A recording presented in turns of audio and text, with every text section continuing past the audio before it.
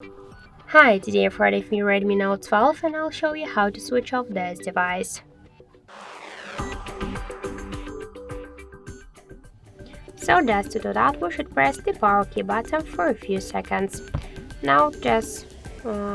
here you will see the Google Assistant,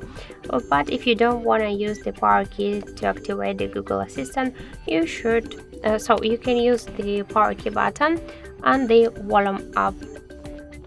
button together to use the power off menu to turn off your device. But if you want to use only the power key to do that, open first the settings and then scroll down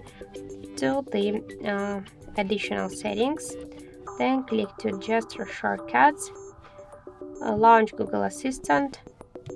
turn off the switcher, and now by pressing hold to the power key we'll see the power off menu, so click twice to power off icon, and after that we can see that the screen is dark, so this means that our device is turned off. Thank you for watching, and if you find this video helpful, leave thumbs up and subscribe.